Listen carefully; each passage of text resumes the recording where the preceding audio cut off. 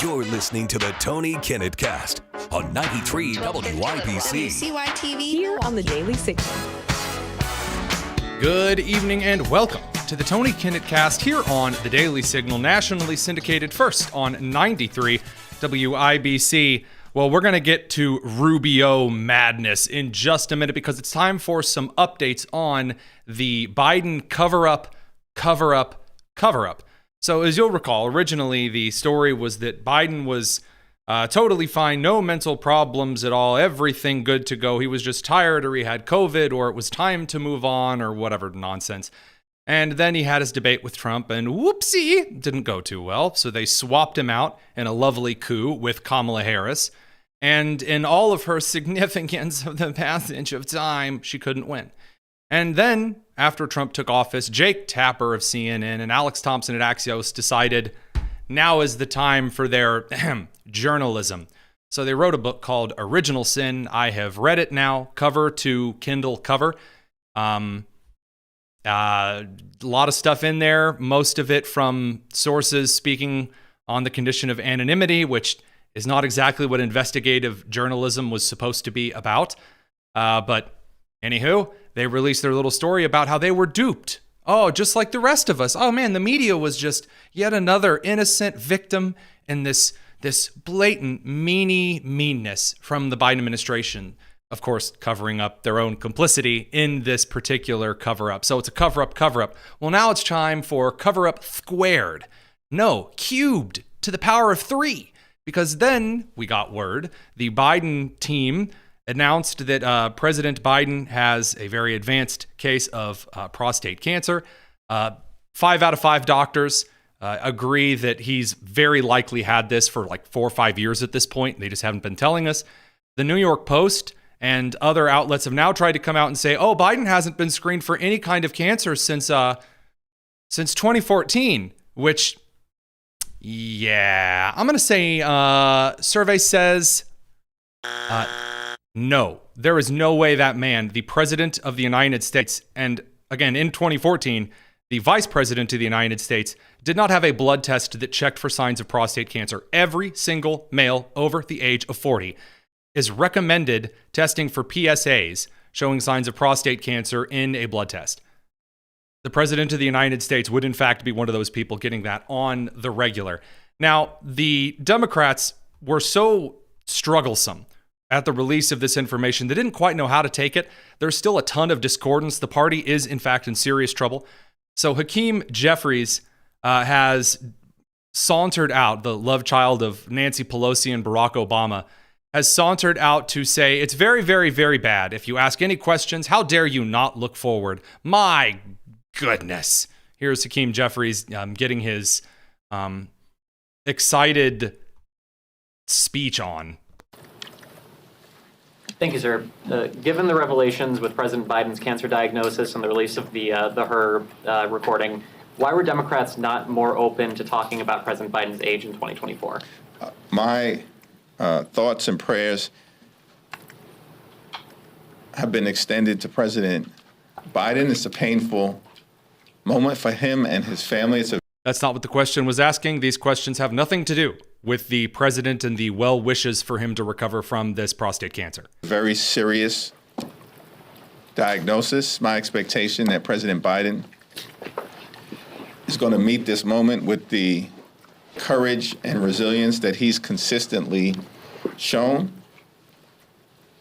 We're now 40 seconds into this answer. Seems to me entirely inappropriate that at this moment in time, when President Biden is dealing with a serious and aggressive form of cancer, there are Republicans who are peddling conspiracy theories and want us to look backward.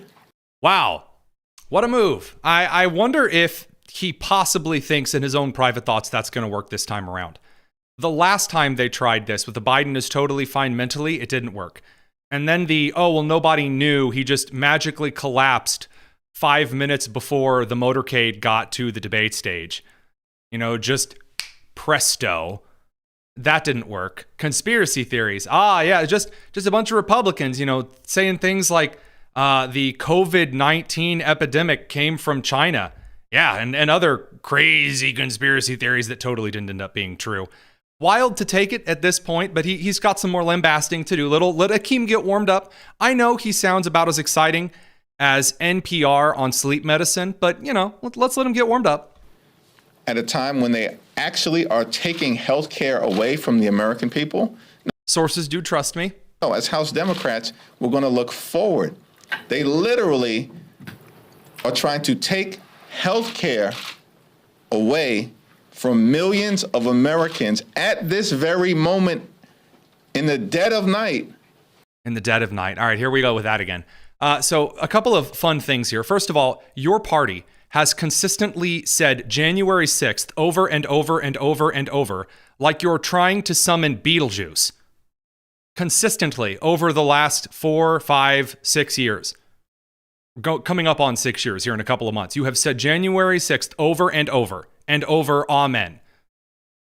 Oh, these Republicans, they want to look backward. Man, who's the party that keeps crying about land acknowledgements and how the country is really racist and sexist and won't shut up about how all of us need to pay reparations? Oh, yes, those would be your congressmen and women, Hakeem Jeffries. Now, the president of the United States has actually taken a very sly and slick strategy at this point. I am a very big fan of how Donald Trump has now framed this. He posted on Truth Social today, quote, Joe Biden was not for open borders. He never talked about open borders, where criminals of all kinds, shapes, and sizes can flow into our country at will. It wasn't his idea to open the border and almost destroy our country and cost us hundreds of billions of dollars to get criminals out of our country and go through the process we are going through now. It was the people that knew he was cognitively impaired that took over the auto pen. They stole the presidency of the United States and put us in great danger. And then Trump says this is treason at the highest level. This is a brilliant political move. It is. It is, in fact, a brilliant piece of communicative politics. Allow me to explain why. There is no way you can fight that as a Democrat. Because either Democrats have to say, no, Biden did endorse open borders, and therefore open borders are good. That ain't going to work. Or, well, Biden didn't want open borders, and but he did, but he didn't, but the dimension, and then the head just explodes. They have no way to combat this. This is, in fact, going to come out. Of course, we played the audio last night that Representative James Comer, again, is going to be interviewing the individuals who have been identified to be a part of the auto pen programming extraordinaire situation in front of the House. Now, the House has a lot of work to do here to prove to the American people that it's not just going to write some angry letters. But this might, in fact, be the singular case, especially for Democrats in purple districts, that push the kind of narrative that everything is fine, just keep walking, over the cliff entirely. Now, Tom Bevan over at Real Clear Politics made a pretty interesting point today that based on the data, it now appears Biden likely had cancer for a few years and may have been diagnosed as early as 2020 or earlier, which makes his decision to run for re-election in 2024 incomprehensible. He then says there's only one person who could have known about his cancer and also urged him to run again, and he then posted a GIF, a picture of Joe Biden. I very much disagree with this, not because Tom Bevan is not an incredibly smart guy. He's one of the better authors over at Real Clear Politics, an excellent publication, and all of its kind of pseudo Real Clear education, Real Clear investigations, that crew entirely. However, I do not believe whatsoever that either A, only Jill Biden would have known about Joe Biden's cancer. Barack Obama and Nancy Pelosi were on Joe Biden like fleas on a dog. They were seen with him all the time. Of course, during the vice presidency, in the interim period when Trump was president, and then again when Joe Biden was the president of the United States. I guarantee you that they knew about Joe Biden's cancer at some point during his presidency, at least, if not earlier. For Pelosi and Obama, again, this is the really crucial moment of this. We talked about this last night. I'm not going to belabor this much longer here.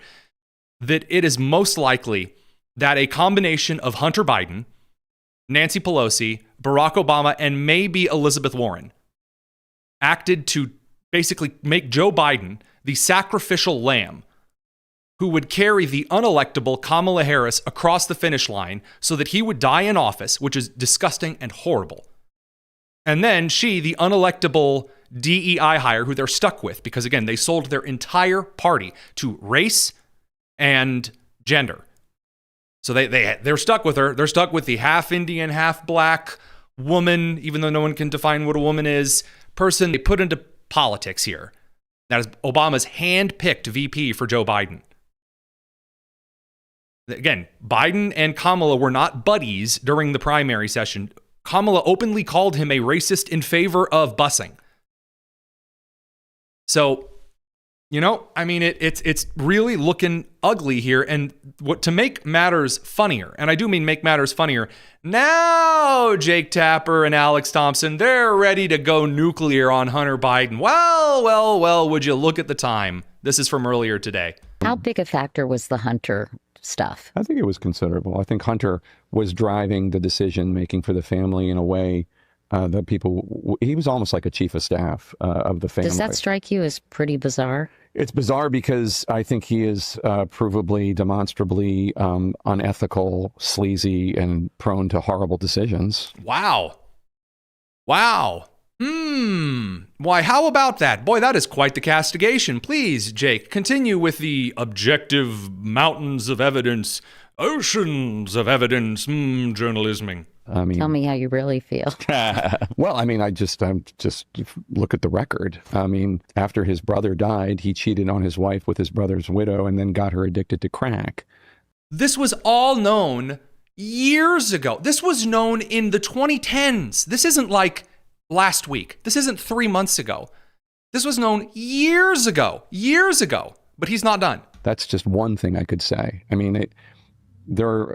I don't have a lot of Look at him. He's weighing it. Jake Tapper knows the one crucial detail about Hunter Biden that he can share here. You can see him weighing it in his mind, whether or not he's finally going to say what he on air refused to talk about weeks before the presidential election in 2020. Personal regard for him, and just based on having nothing to do with, I barely have ever met him. I've met him like once or twice.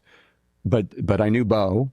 Bo was a great, upstanding guy. He chooses not to say it. Yeah, see, they're going to deflect now because they got really, really close. Jake Tapper starts to very briefly broach the subject that Hunter Biden is an awful, awful, awful, awful human being. He is a scumbag, always has been a scumbag. And that his connection to Biden, so it looks like Jake Tapper might be trying to pin this on Hunter. Oh, he's like a chief of staff. Again, remember in 2020, when there was a certain investigative story that came out, not just from like super far, ultra duper right-wing sources, but multiple credible sources on the right, the center, and even a few on the left that pointed out that Hunter Biden had left his laptop in a repair shop, which contained sufficient evidence that Hunter Biden was influence peddling on behalf of his father, the vice president, in 14, 15, and early 16, so that Biden would peddle his influence to make Hunter money in places like Ukraine and China, places that are totally kosher, nice, lovely places currently right now. Tapper didn't run the story. Again, very, very, very interesting. Those inches do, in fact, be resting. Now, on the other side of the media narrative, they're really in a pickle. Because, as you recall, Joe Biden's death was essentially called a cheap fake at the time. That, these Republicans with their media, they're just being a bunch of misinformational liars, posting certain footage from the Biden campaign. Well, now they have another situation in which it would really, really, really be nice to say, man, this is just a bunch of cheap fake nonsense about the arrest of Representative LaMonica McIver from New Jersey, otherwise known as Timu Jasmine Crockett. For those who are perhaps not as hip to the term, great value brand, Jasmine Crockett. This discount generic woke young member of Congress decided that, like the Kool-Aid Man, it would be appropriate to bust in with her belly through a wall of federal agents in order to break into Delaney Hall, an ICE facility in New Jersey. Now, the media would love to claim this is a cheap fake. They would love more than anything to claim that, oh, let's see this footage right here, where you can see in the bright red jacket. By the way, kids, if you're going to commit a crime, don't do so in the brightest colored piece of clothing you own. Just cool tips for life. So here we go. She's actively shoving right there. You can see. Actively shoving. That's assault in and of itself. In other body camera footage, she throws a punch and kind of body slams one of the federal agents. Again, don't wear the bright. If you're going to commit a crime in a group of people, don't be the most easily identifiable person on camera. Just saying. Also, if you're a high-profile congressperson, committing a federal crime on camera, probably not a good move. So the Trump administration, the Department of Justice did in fact file charges. And by the way, the charges are extremely interesting. Because in the letter outlining that she is in fact, McIver is in fact going to be charged for assault. This would be the United States Attorney, District of New Jersey, from U.S. Attorney Alina Habba, says that they let Mayor Baraka, the mayor of Newark, New Jersey, who had no business being on a federal site, who they charged with a misdemeanor of trespass and arrested because he shoved his way through the gate. They let him off in an interest of moving forward. And according to this letter from U.S. Attorney Alina Habba, it appears that they tried to work with LaMonica McIver so that they wouldn't have to bring these charges forward. Quote, I have persistently made efforts to address these issues without bringing criminal charges and have given Representative McIver every opportunity to come to a resolution, but she has unfortunately declined. And then the telltale line coming back to haunt Democrats, no one is above the law. Yet again, to play the line from Cocaine Mitch back in 2013.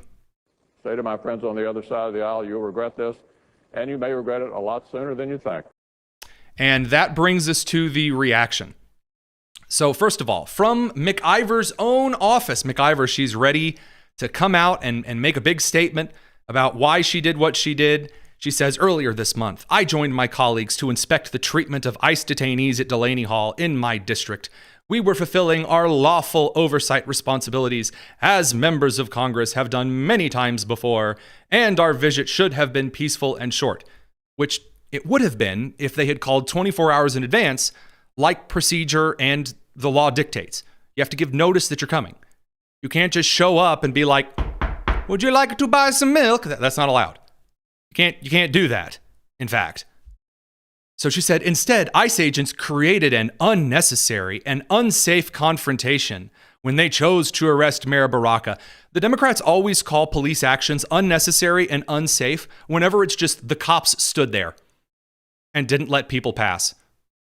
So whenever it's cops saying, hey, you can't come in here and burn this place or loot this store or break into this facility, it's always cops created an unnecessary environment. I guess because the cops stood like at ease next to each other. Oh no, straight lines of police officers. Oh no. I do find it rather hilarious that the same party that advocated for body camera footage, that all cops needed to wear body cameras because of how super extra duper unsafe those police officers are, is now finding out that body camera footage, well, it just so happens that body camera footage is really not great when you're trying to hide from,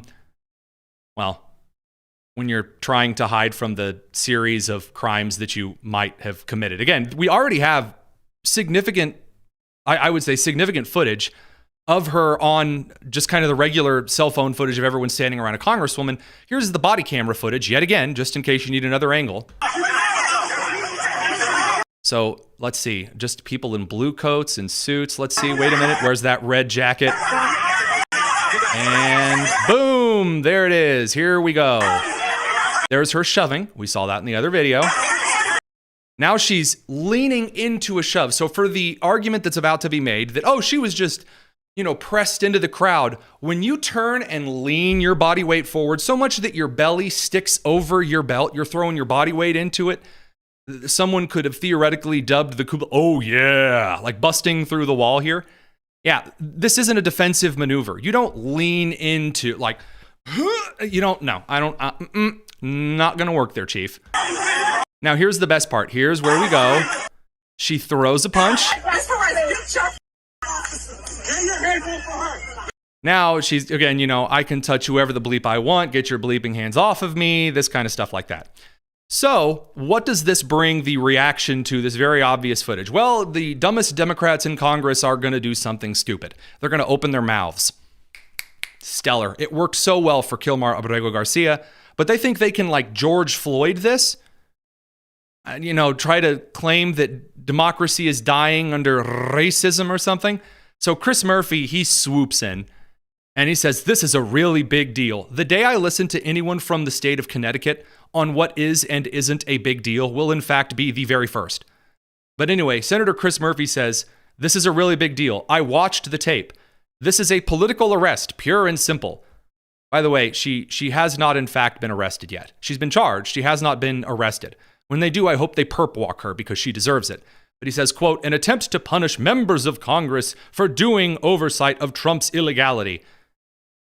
That doesn't make any sense at all, by the way. The ICE facilities are 100% legal. Illegal immigrants have no right to be in the United States, especially the wife-beating, murdering, sex trafficking kind.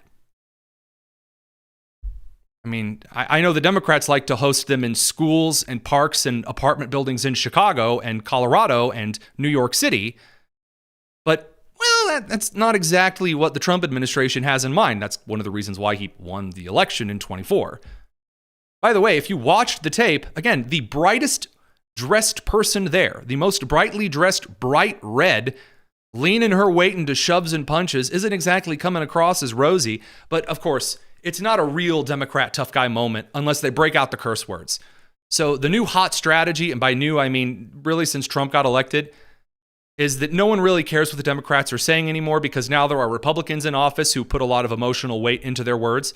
So the Democrats break out the swears. And sometimes it gets really awkward because you have like some weird Democrat mom representative says that she wants to F Trump, which little, I don't know if that conveys the message that you want. But guys like Eric Swalwell, they're ready to drop in and deliver a couple of well-seasoned, angry, selective words, like a middle schooler learning how to curse for the first time. And he also throws a little capital letters in there because it's not breaking a few internet etiquette rules unless you type a few things in all capital letters. He says, a red line has been crossed. Trump is prosecuting his political enemies in Congress.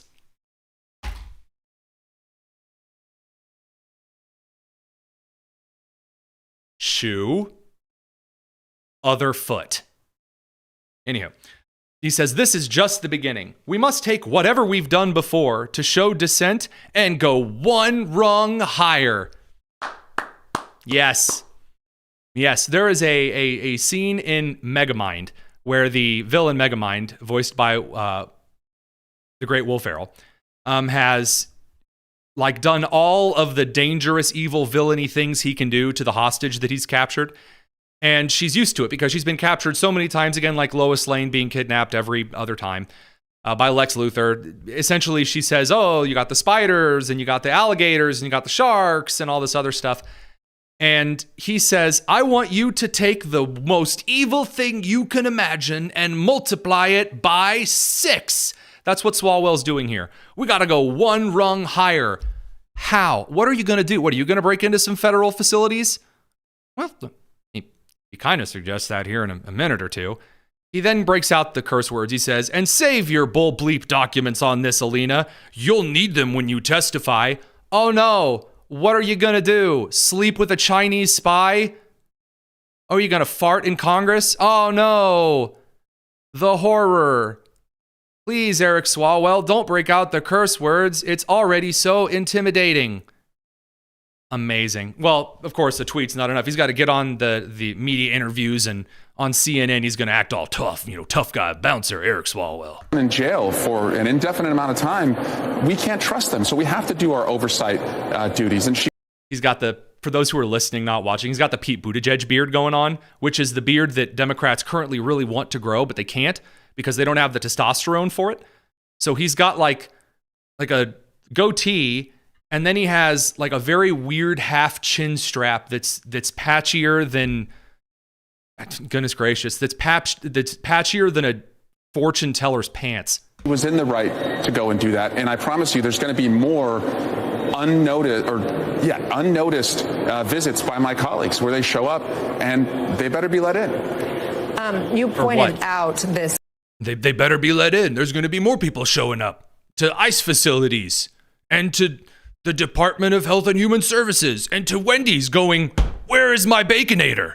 And they better be let in. Or I'm going to sleep with a Russian spy. I mean, maybe the dude's, around the world in 80 lays. Good for him, I guess. I'm not sure what he's trying to do here. I don't think anyone is. Representative Hank Johnson, Democrat from Georgia, he gets out here and claims that Representative McIver is roughed up by ICE agents. He does describe the ICE agents as rather interesting here in a minute, but anyway. Last night, Trump's personal attorney, who he appointed to be interim United States Attorney for New Jersey, blatantly abused her authority to target a sitting Congresswoman who had been roughed up by armed, mask-wearing ICE agent. Armed, masked-wearing ICE. Mr. Spock, the ICE agents that assaulted Representative McIver. Warp speed ahead, Mr. Spock. Can't stand, just talk, dude. Just get the point out. If you have it written down here, just read it off the press here. But I do enjoy the condemnation of the who had been roughed up by armed, mask-wearing ICE agents. Oh, wearing masks is bad now. See, I was told that wearing the keffiyeh and the N95, that was fine. That was like just, protecting themselves or whatever. Oh, all of a sudden that's not allowed. And it gets better. Males. Now, why would he say males? I thought that in athletics, in fits of strength, that women are just as strong as men. And how is he able to tell the difference between the gender of these ICE agents? By the way, one of the agents in the way is in fact a woman, not in fact a dude. So, I'm taking points off for just being plain wrong. But also, it's amazing how quickly the Democrats are like, these mask-wearing males roughed up our members. Got real profile-y real quick there, didn't we, bud? Then we've got, on May 13th, that kind of Eric Swalwell-style threats. Remember, just in case you're wondering how empty Eric Swalwell's threats were, here was Hakeem Jeffries threatening, don't you charge McIver, don't you do it, or else... What happens if they were to go and arrest these members, or if they would try to sanction them here in the House of Representatives? They'll find out. What would you do? What recourse? But doesn't that broach a... They'll find out. Doesn't that go across... That's a red line. What's the red... Oh, the red line. They'll find out. They're going to lose even more elections. They're going to hold a pride parade. Man, you won't be able to have luggage anywhere near him. Or they're drag queens. The moves, the strategies, the plays. Okay, that's real grand. The perhaps the sweetest moment of here, we all knew the reason. This is all just grandstanding for re-election stuff. And how do I know that? Well, because the Seneca Project is now using LaMonica McIver's charge as a fundraising opportunity. Dear Jennifer, the Trump administration just charged me with crimes for engaging in congressional oversight. I'm pretty sure it was the body slamming, but anywho, this is a first, and it's a flashing red light for our democracy. This is not, in fact, the first. The Congress universally expelled George Santos, a Republican from New York, after he committed crimes. Not a first. Lots of crime. This idea that American democracy, that its republic has never actually seen congressmen and women get in trouble and be arrested, is the stupidest and silliest lie that you can possibly fathom. Exhibit A, Senator Bob Menendez, actually the father of one of the representatives who went to this Delaney facility for his photo shoot. Bob Menendez was arrested just last year for taking gold bars from Egypt and Qatar and Turkey. Gee, what an absolute shock. I can't believe it. It's not original at all. And then she continues on and whines, says, these baseless, politically motivated charges against me. make that even more obvious. We must stand up together against an administration that weaponizes law enforcement to persecute its opponents before it's too late. Oh my. Oh, how the cookie crumbles. Or as the great Mike Scott would say, oh, how the turn tables. Fantastic stuff. Well, how the turntables.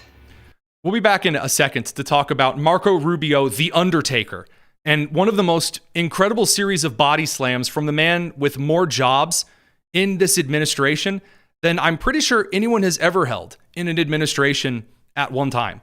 We'll be back in a second. Don't go anywhere. It's the Tony Kinnett Cast here on the Daily Signal.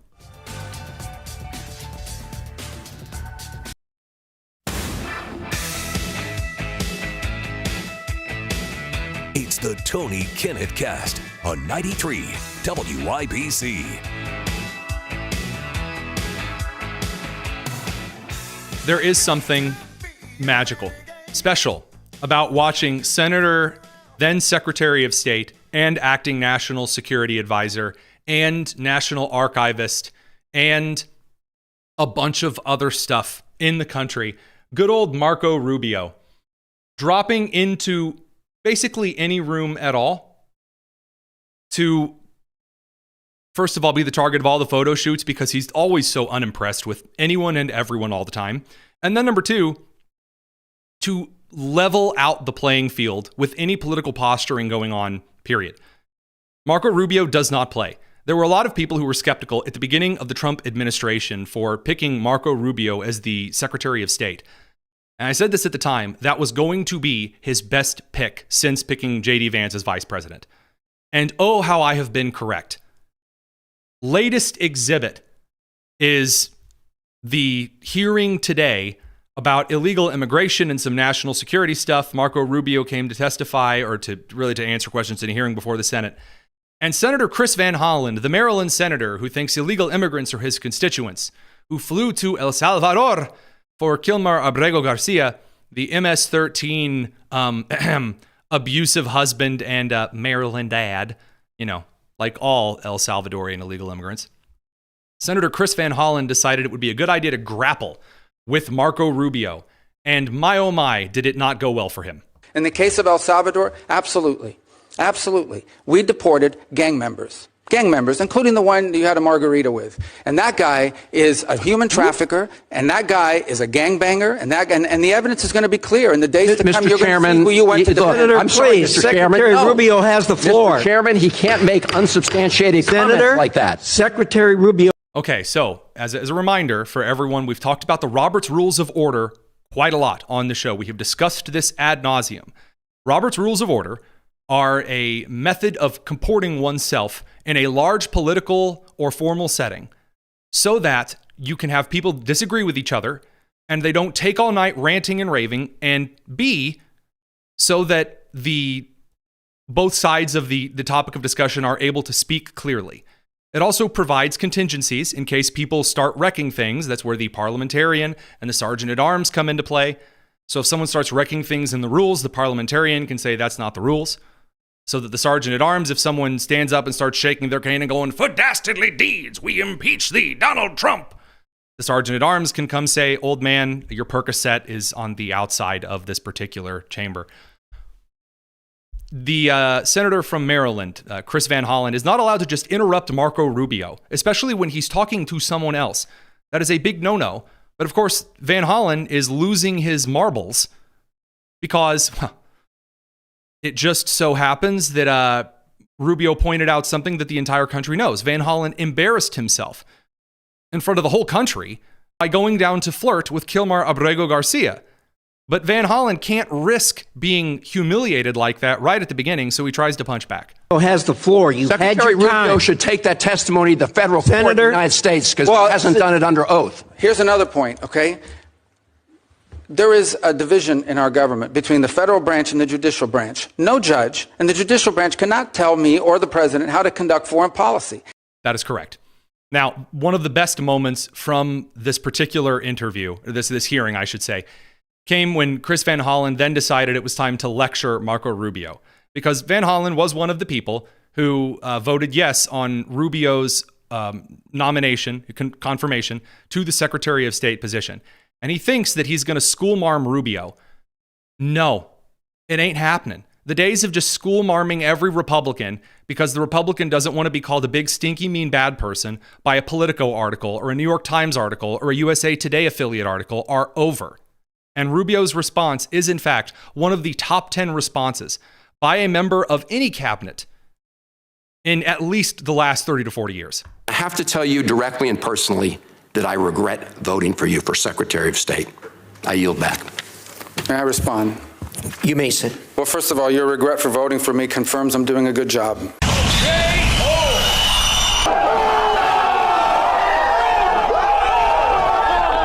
Based on what I know. Well, that's just a flippant statement, Mr. Secretary. Can I respond, Mr. Chairman? Fantastic. If you don't like me, you don't like that you voted for me, then I'm doing something right. So saith the majority of Americans. And then Van Hollen tries to come in again.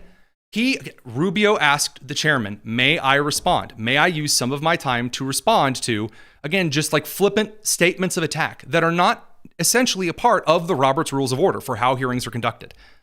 So Rubio then takes the time he is given and starts to use it. And again, Van Hollen cannot stand being neutered in front of the entire country.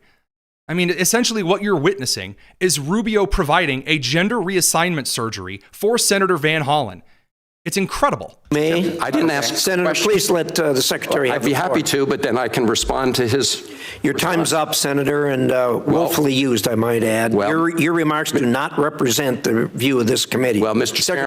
Because, again, when you speak during this time, you are he's supposed to be, Van Hollen is supposed to be a leader on this committee. He's speaking in the authority of the committee.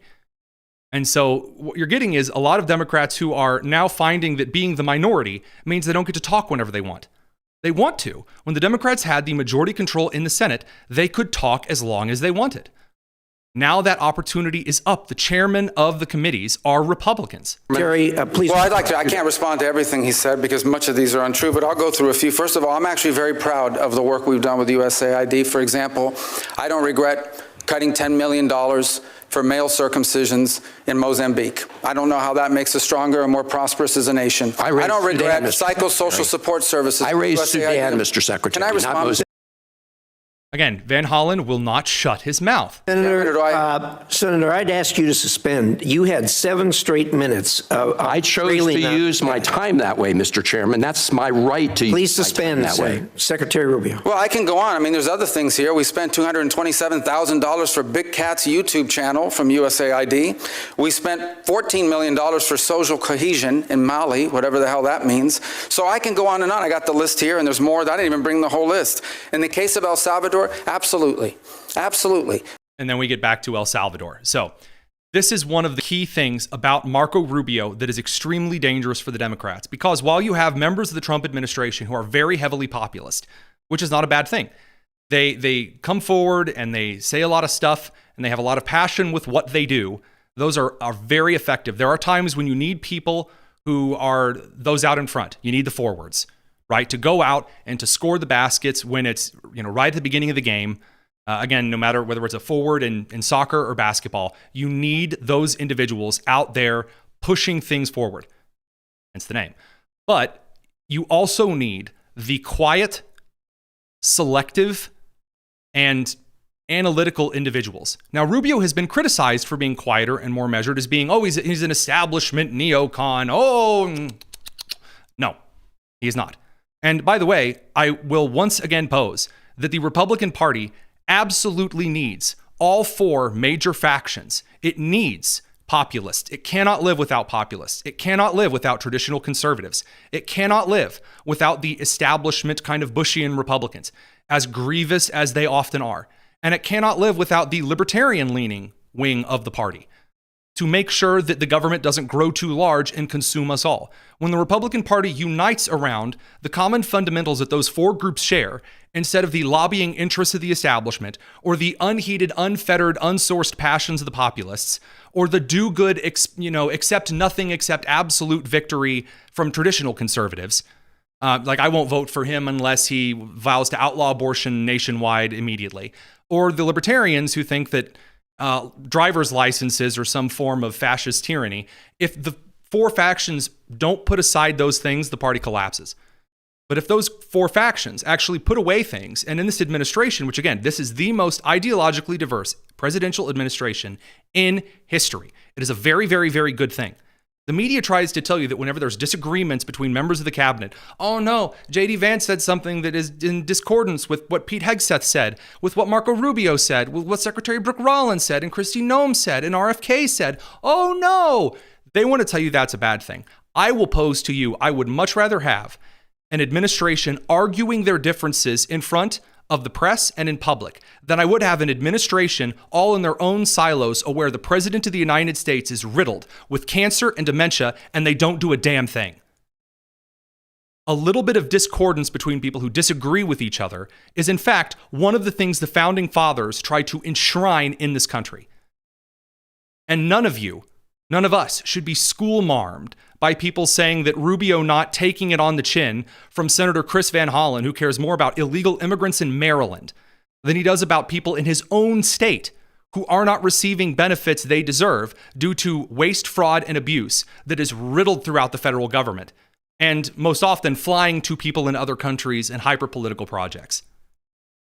Now, from that point forward, this takes us to the two major Supreme Court rulings. I've said it before. I'm going to say it again just so that we don't forget it. The left is getting stupider and stupider, far more ignorant, far more foolish with how ahead of their own skis they have gotten on pushing the Supreme Court of the United States via the judicial and the federal injunctions from district judges.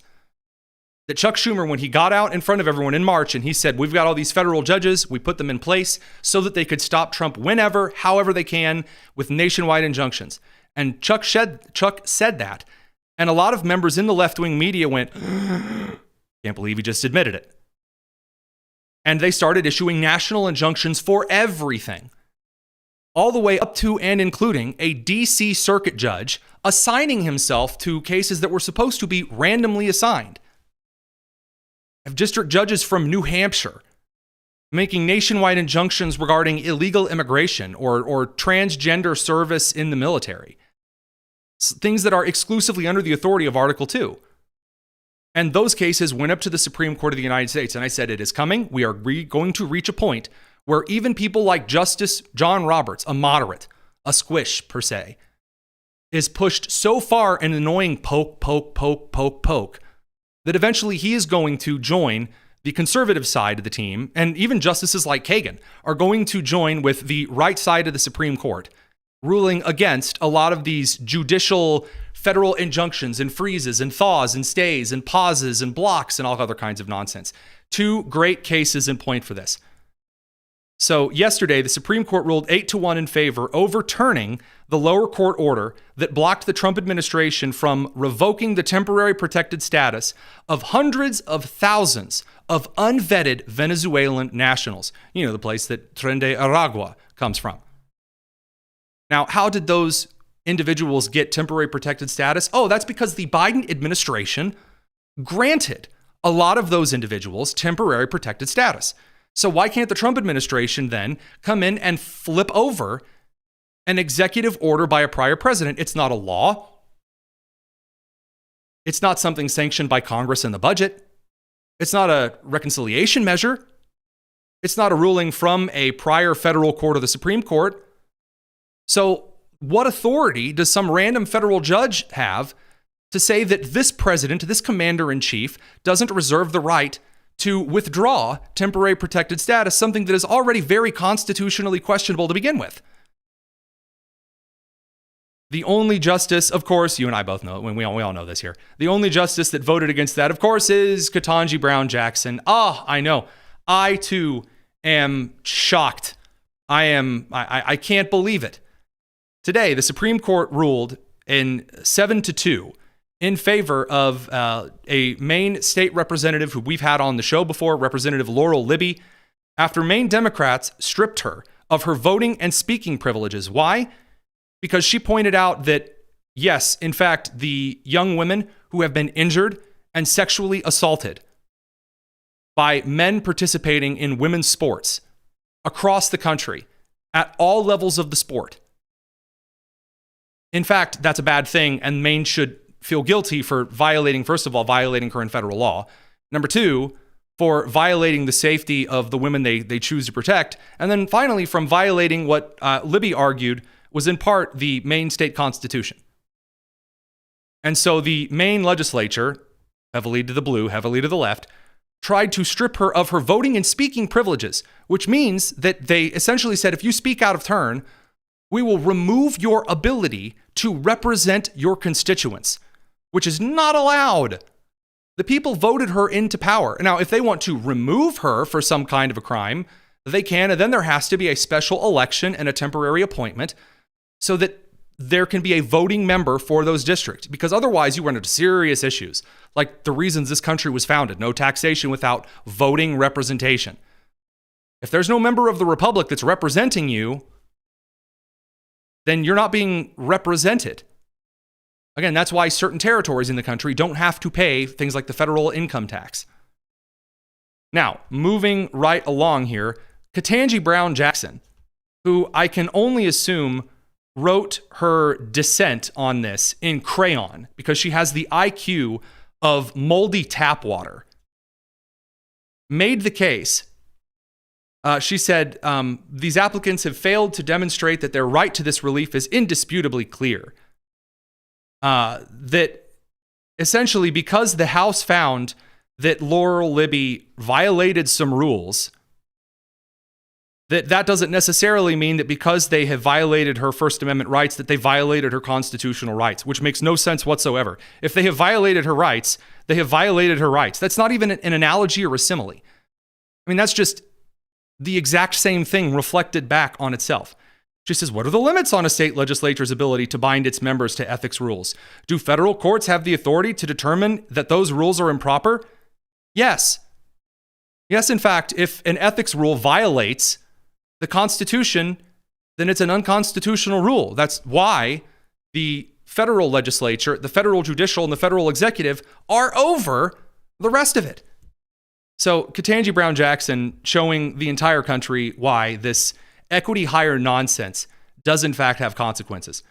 In other small news, and I just can't leave these two things alone before we head over to Steve and Kent for What'cha Watchin. Klarna, which you may remember as the app that a lot of people downloaded with the express intent of apparently putting their Uber Eats and their DoorDash orders on payments. You know, because nothing says financial stability like financing a burrito. Well, Klarna is now experiencing extremely wide record losses as even more users miss payments. So Klarna's entire shtick was saying, hey, well, you know, you can borrow money and we're not going to charge you any interest for it. And we're never even going to collect. Again, the idea of interest payments are supposed to be that you owe us money, and if you're not going to pay it back, then the amount of money you owe us will increase because we agreed to send you money if you agreed to pay it back. You didn't pay it back on time, so now we're charging you interest. Klarna decided to do about 3.5 pounds of methamphetamines and said, no interest rates. And also, we're not going to come collect it because I guess they would assume people would, out of the goodness of their hearts, pay back. Again, the people who make such incredible financial decisions, they need to finance their Big Mac and large fry, hopefully with extra mac sauce. That the crew that has that smart, intelligent, sound reasoning is also going to be morally good enough to pay back the debt that they owe, because that's working so well with student loans right now. Well, now they are tens of millions of dollars in debt and are essentially just going to go bankrupt. So amazing, phenomenal. Last but not least, and I meant to talk about this yesterday, but of course, you know, Biden's incredible magical journey through death, life, and everything in between. Again, I don't say that insultingly to Biden as much as to those around him who thought they were going to get away with this. Speaking of things people thought that I guess they were going to get away with, remember during the conversation, Republicans have been trying to get PBS and NPR, extremely to the left, political news organizations that also host alternative content.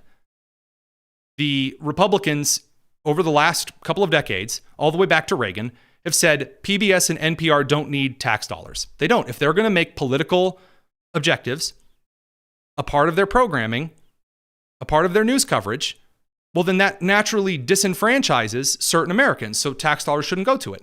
And PBS and NPR, they came out and they said, oh, you want to cancel Sesame Street? How could you? Elmo is going to be homeless like Oscar the Grouch. How could you? Unconscionable. Well, the Sesame Street shenanigans didn't last very long, and they weren't homeless for very long either. They tweeted out on May 19th, we're excited to announce that all new Sesame Street episodes are coming to Netflix worldwide, along with library episodes, and new episodes will also release the same day on PBS stations and PBS Kids platforms in the US, preserving a 50-plus year relationship. Essentially, Netflix said, yeah, we'll cover like the 3% that was funded by taxpayers, no problem. And so it's fine. All that scandal for nothing.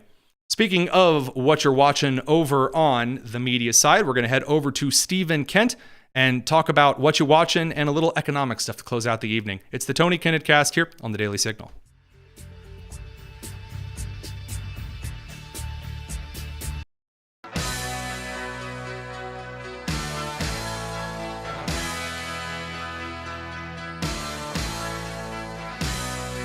You're listening to the Tony Kinnett Cast on 93 WIBC.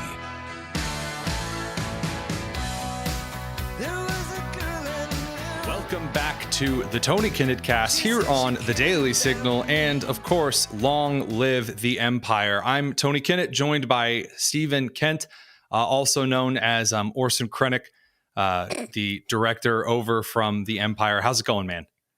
Just taking a break from my special projects. Death Star did I say that out loud? A special project for energy independence in the Empire. Excuse me. So normally you join us for a little What'cha Watchin. We talk about some of the latest trends and insights over from the media side of things. And last week we were going to talk about the end of Andor, but I had not seen it yet. And so in the last week, I've actually watched the entire second season. And I got to be real with you, it was, in fact, stellar. It was an excellent series. I think it's arguably Andor seasons 1 and 2 is probably the best Star Wars show currently in existence. It really is that good. Absolute cinema. I think Star Wars fans, by and large, have just learned to take it on the chin that, you know, everything else in the universe can be slightly artistic, beautifully written, incredibly scripted shots and cinematography that have a compelling message with every single frame and choice. And Star Wars fans have just learned to accept that we don't have those sort of things. But Tony Gilroy came along and did the Andor series for Star Wars under Disney.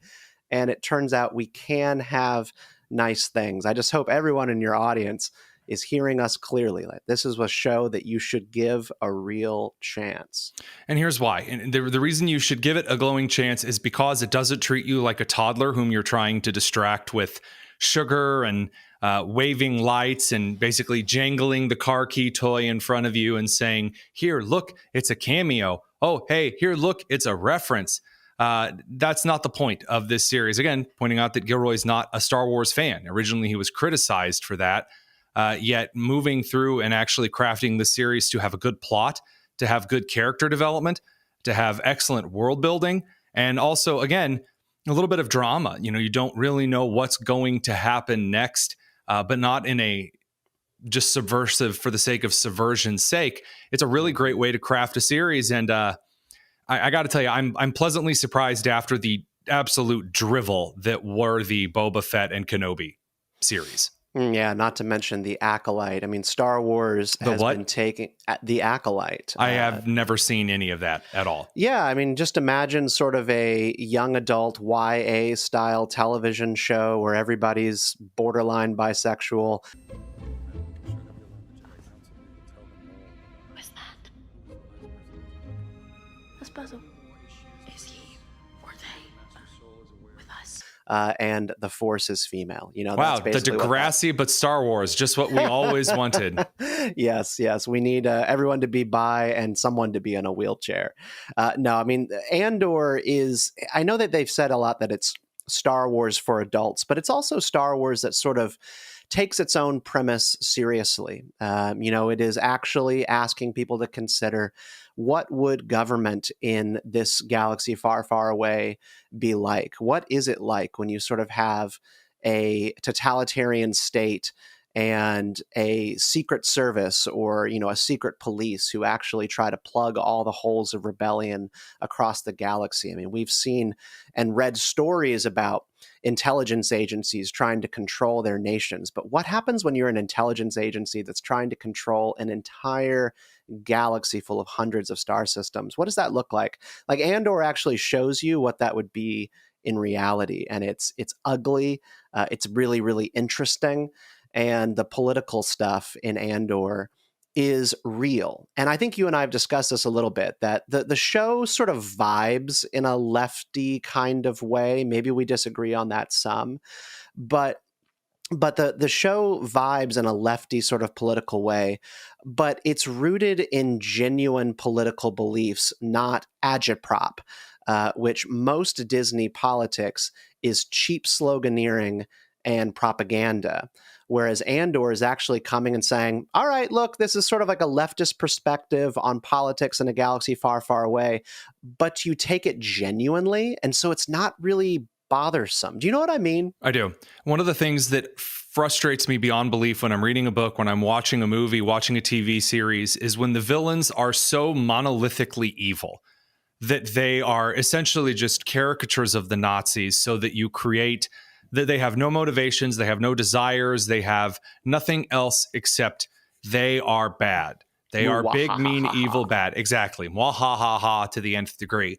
And you didn't actually see that. You saw in Andor a lot of back and forth between different characters, between different individuals in all of the sides of the conflicts that, again, were compelling. I mean, you had the story with Cyril and with Daedra. Then, of course, you had some of the best acting ever on the Imperial side of things. I mean, again, the Director Krennic, played by Ben Mendelsohn. We found 2 years of Jeddah working group printouts in your file. I should have reported it. And I should have pegged you as a scavenger a long time ago. I didn't read them all. Most of them I never opened. But you read enough, didn't you? You and your fringy friend. Supervisor Young spent 3 hours last night logged into your account. Ben Mendelsohn's performance was absolutely phenomenal. Whatever Young told Rail, she knows too. It may be days before he's well enough to be questioned. She needs to be found. We need agents at every transit point we can cover. We'll do our best to carry on without you. As was the director of the Imperial Security Bureau. Death Star. What a prescient turn of phrase. I can't protect you, Leo. You were supposed to be ready by now. You sound like Tarkin. It's a miracle we've kept it quiet this long. We're moments away. Days! A few more tests, we're there. Save the sermon for Palpatine. There was just some phenomenal work that was done in that series, and we could talk about it more, but you have a new article that just came out about some of the more price control-y side of the United States administration. I'm not talking super evil fascist-y caricatures, but I am talking about government control, and I think that is an article worth talking about. Can you stick around for a minute or two more? I can. Well, let's talk about that. So your new article over in the Daily Wire is a pretty good one. And I actually, unlike, unfortunately, some of the people in the comments and in and around it all, I actually read through the entire piece. It's called Undermining American Pharmaceutical Companies Won't Make Drugs Cheaper. And the pitchforks all come out. So before we start seeing pitchfork and torch emojis over in the comments on the live stream, tell us a little bit more about it. Well, you know, this whole executive order from President Donald Trump on instituting a most favored nation drug policy is this very strange convalescence between right and left style populist politics. This is the kind of policy that Bernie Sanders in any other situation would have been advocating for. President Biden and his administration advocated for a similar kind of policy, but it ended up on the cutting room floor because they thought it would just be a losing battle in Congress. And this basically puts the U.S. or encourages the U.S. to pursue a policy of paying the lowest price of other OECD nations like Germany, France, Canada, and the United Kingdom for drugs, for Medicaid. And the idea is that you are just paying less than what drugs are actually worth, prescription pharmaceuticals that patients across America need. And, my take on this, and this is old school conservatism here, folks, free market values, price controls are not good for the economy, and they're not good for the U.S. At all. So I know that this is unpopular these days, and maybe you can push back on it, Tony. Well, I will push back in not the direction that you might be expecting. My key issue with this, more than anything, is that the president doesn't have the authority to do this. He just doesn't. Constitutionally, the president does not have the ability to suggest certain rules for countries and companies when it comes to international trade. He doesn't have that power. Again, if Congress wants to pass that through, then Congress can, in fact, do so. But the president declaring some kind of a national emergency situation, I've said it before, I'll say it again. The executive agency's ability to declare national emergencies and then essentially bypass the legislative branch, and therefore the desire and the need to vote in or out certain members of Congress who may suck and need voted out. Maybe you want to get someone in there who's not asleep or 85 and actually get someone in there to do work. When you give the president universal authority under executive orders, I don't care who it is, left, right, Trump, Reagan, Moses, it's always going to end poorly. It is always, every time an executive has been given massive, magical executive authority over the economy, things get really rough eventually, just as a term of policy writ. That's the big reason I'm against this. As far as the price control thing, I do think a lot of companies do some shady kind of backdoor price nonsense. And you allude to that in the piece. These companies aren't free from sin at all. But the way that this is being solved, I disagree with. No, and I agree with that. And I think for conservatives, particularly like in the Daily Wire who are reading this, we are still in the shadow of several years of the COVID pandemic. And, whether you think that pharma got it right or wrong, whether you think that they were in cahoots with government to promote vaccines, which are not really vaccines, that did a great deal of damage. Even that perception did a great deal of damage to people's trust and good faith in these companies. But I think you need to separate with your thinking cap on what happens during the pandemic and general American pharmaceutical innovation and public health. We produce a vast majority of the world's innovative pharmaceutical products that change medicine across the world every couple of years. And our patients here in the US get first access to those things, get to participate in clinical drug trials, and US companies develop those things here because there's an actual profit incentive. We actually have a capitalistic economy that says if you make something that people value and want to buy, you can make big money off of it. And so as such, they spend tens of billions, I think like $80 billion a year on developing products, R&D.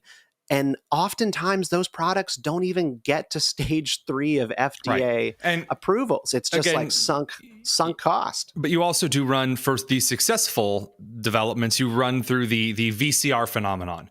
The first one comes out, it's $8,000. The second one comes out, it's $1,000. The third one comes out, it's $400. The next one comes out, it's $1,995. And then the fifth one comes out, and you're getting it, through a generic drug provider on a monthly bill plan advertised on podcast, which is what happens with so many used to be expensive pharmaceutical drugs for different people. You can now get them on a prescription basis for like $30 a month. I think there is a way, though. I mean, this is something I want to jump in here because we can sit and we can hammer what we think is bad policy, what we think the data shows is bad policy. Absolutely. Here's the solution. Here is the honest to God solution. If you want to fix this entire mess, you do three things. Number one, you significantly reduce the regulations on insurance company practice, like the insurance companies not being able to operate across state lines, insurance companies not being able to operate internationally.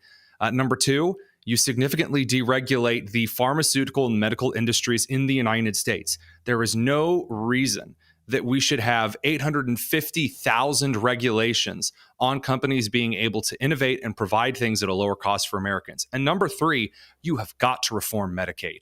My God, it is broken. It is a mess. It is a giant suck on the American economy. It is a failed welfare program. And I want to add a fourth thing in there, which is drug approval reciprocity. It was proposed several months back by Senator Rand Paul, and that basically just says if the equivalent agencies in countries like Switzerland or Japan have approved a specific chemical compound, a drug for consumer use for the market that is healthy, that the FDA needs to provide a streamlined approval process in the US to also bring that to market here. We don't always have to do our own work and research when similar nations that we respect and that have transparent processes have already approved different drugs for market. We need to fast track some of those things, get those things out there, because this is live. This is life and death for people. We have to deliver for patients in the US, and the FDA is way too cumbersome and slow moving in how it does things. Absolutely. Stephen Kent, wish we had more time to talk about this. We'll have to link your article down in the description below. Thanks very much for joining us for What'cha Watchin', and of course, may the force be with you. And with you.